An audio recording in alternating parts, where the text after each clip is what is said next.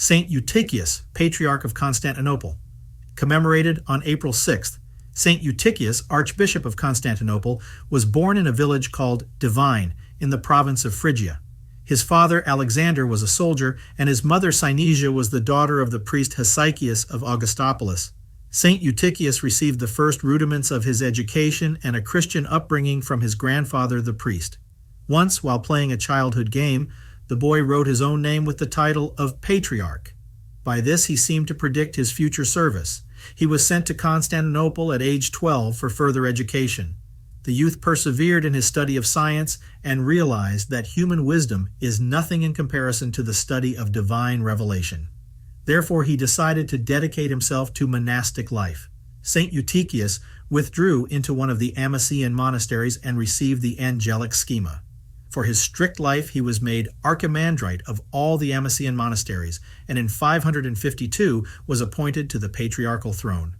When the Fifth Ecumenical Council prepared to assemble during the reign of the Holy Emperor Justinian, 527-565, the Metropolitan of Amasia was ill, and he sent Saint Eutychius in his place.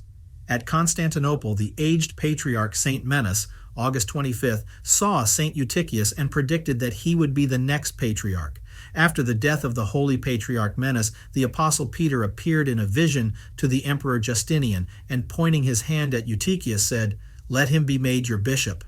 At the very beginning of his patriarchal service, Saint Eutychius convened the Fifth Ecumenical Council, 553, at which the fathers condemned the heresies cropping up and anathematized them.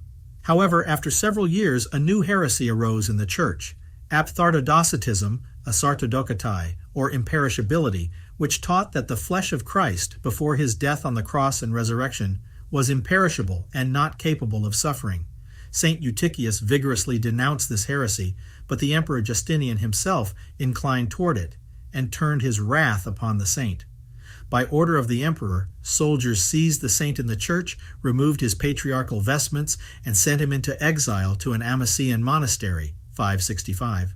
The saint bore his banishment with meekness, and lived at the monastery in fasting and prayer, and he worked many miracles and healings. Thus, through his prayer, the wife of a devout man, Androgenes, who had given birth only to dead infants, now gave birth to 2 sons who lived to maturity. 2 deaf mutes received the gift of speech, and 2 grievously ill children were restored to health. The saint healed a cancerous ulcer on the hand of an artist. The saint also healed another artist, anointing his diseased hand with oil and making over it the sign of the cross. The saint healed not only bodily, but also spiritual afflictions. He banished the devil out of a girl that had kept her from Holy Communion. He expelled a demon from a youth who had fled from a monastery, after which the youth returned to his monastery. He healed a drunken leper who stopped drinking after being cleansed of his leprosy. During the Persian invasion of Amasia and its widespread devastation, they distributed grain to the hungry from the monastery granaries on the saint's orders, and by his prayers, the stores of grain at the monastery were not depleted. Saint Eutychius received from God the gift of prophecy.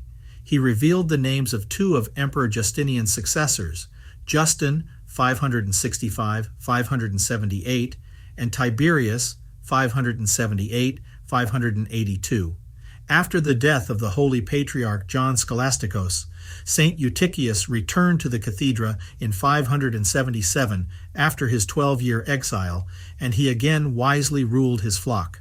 4.5 years after his return to the patriarchal throne, in 582, Saint Eutychius gathered together all his clergy on Thomas Sunday, blessed them, and peacefully fell asleep in the Lord.